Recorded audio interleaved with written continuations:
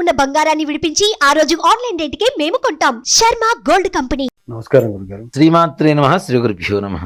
గురుగారు, కార్తీక మాసం చివరి రోజు కార్తీక అమావాస్య. కార్తీక మాసంలో ఎలాంటి పూజలు చేయకపోయినా ఆ రోజు ఇంకా పూర్తిగా చేయొచ్చు అంటారు. అసలు కార్తీక మాస విశిష్టత ఏంటి? ఆ రోజు విధి విధానాలు, ఏ కార్యక్రమాలు చేస్తే మనకు కోరుకున్న కోరికలను నెరవేరి ఐశ్వర్యవంతులు అవుతారో తెలియజేయండి. ఇప్పుడు అతి ఎక్కువగా జనాభా అనుభవిస్తున్నది ఆర్థిక ఇబ్బందులు, నరఘోష, అలాగే ఆరోగ్యం.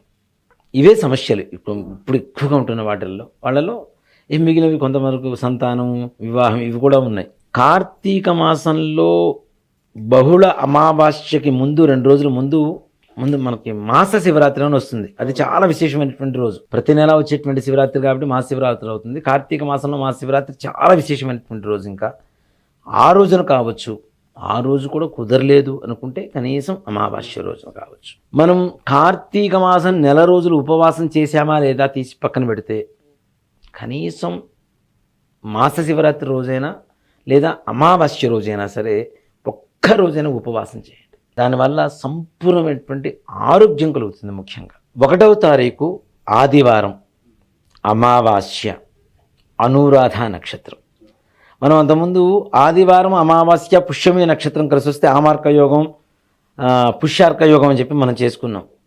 అలాంటిదే మరలా అనురాధ నక్షత్రం కలిసి రావడం, అంతే ప్రభావవంతమైనటువంటి శక్తివంతమైనటువంటి రోజుగా ఆదివారం, అమావాస్య, డిసెంబర్ 1వ తారీఖున ఏదైతే అనుకుంటున్నామో ఆ రోజున కూడా సంపూర్ణమైనటువంటి యోగం కలుగుతుంది. ఆదివారం, అమావాస్య రోజున కూడా మనం ఏ గ్రామ దేవత ఆలయానికైనా వెళ్ళండి. శివాలయానికి వెళ్తాం, దీంతో పాటుగా ఏ గ్రామ దేవత ఆలయానికైనా వెళ్ళండి.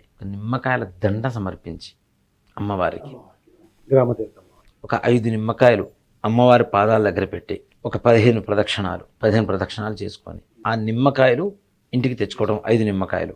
దీంతో పాటుగా ముఖ్యంగా తమలపాకు ఉంటుంది కదా, ఫ్రెష్ ఒక 2 ఆకులు తీసుకోండి, కొద్దిగా సున్నం పోయండి, జాజికాయ, జాపత్రి, లవంగాలు, 5 ఇలాచీలు అంటే యాలుక్కాయలు తాంబూలంగా చుట్టి అది మీ చేత్తో పట్టుకొని నిమ్మకాయల లోపల సమర్పించి అమ్మవారికి నిమ్మకాయల మాల సమర్పించి ఇది చేత్తో పట్టుకొని 15 ప్రదక్షిణాలు చేయండి అమ్మవారి గుడి చుట్టూ. అమ్మవారికి 15 ప్రదక్షిణాలు మొత్తం పూర్తయిన తర్వాత మీ మనస్సులో ఉండేటువంటి సంకల్పం ఏదైతే ఉంటుందో మనస్ఫూర్తిగా ఎక్కడ కూడా ఆత్మన్యూనత లేకుండా, నేను తక్కువ, నాకేం కావట్లేదు, ఇలాంటి బాధలు వదిలేసేయండి.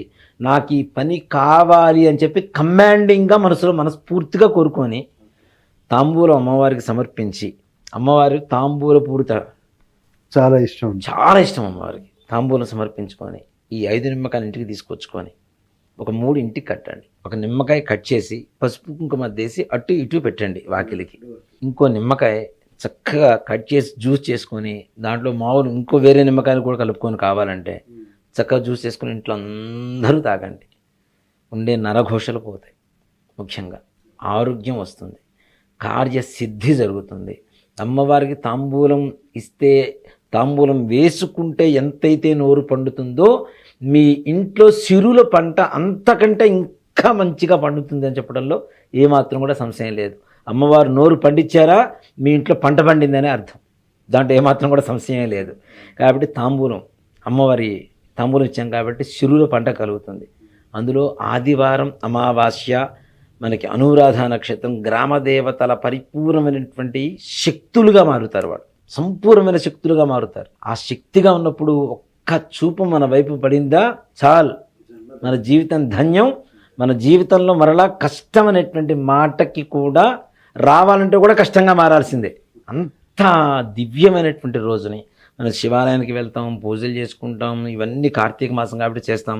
కానీ కార్తీక బహుళ అమావాస్య ఆదివారం రావడం, అనురాధ నక్షత్రం కలిసి రావడం అనేది నిజంగా ఇందాక మనం చెప్పుకున్నట్టు ఒక్కొక్క నక్షత్రము, వారము, తిథి, ఈ కాంబినేషన్ అనేది అందరి కష్టాలు తీర్చాలని చెప్పి పరమేశ్వరుడు సంకల్పం జరిగిందని చెప్పడంలో ఇది ఒక ఉదాహరణ చాలు. అన్ని అరుదైన కాంబినేషన్స్ అన్ని కదా, ఎంత మంచి కాంబినేషన్స్. అంటే వచ్చినవి సద్వినియోగపరుచుకుంటామా లేదా అనేది మన చేతుల్లో ఉంటుంది.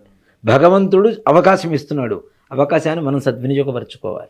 ఇదంతా ఒట్టి ట్రాష్, మనం ఏం చేయక్కర్లేదు అనుకుంటే దానికి ఎవరేం చేయలేం, వాడి కర్మ ఇంకా అనుభవించాలని చెప్పి రాసిపెట్టున్నాం. కాబట్టి ఈ విధంగా చేయడం ద్వారా తప్పనిసరిగా నరఘోషలు పోతాయి, చక్కగా ఇంటికి ఉండేటువంటి దుష్ట సంబంధమైనటువంటి శక్తులు ఏవైతే ఇంట్లో ఉంటాయో అవి కూడా వెళ్ళిపోతాయి. మరి వంటి మీద ఉన్న ఇంట్లో ఉన్న పెద్దల అనారోగ్య స్థితి నుంచి ఆరోగ్య స్థితికి చేరుకుంటారు. చక్కగా ఇంట్లో ధనం లభిస్తుంది, ఐశ్వర్యం లభిస్తుంది, మనశ్శాంతి లభిస్తుంది.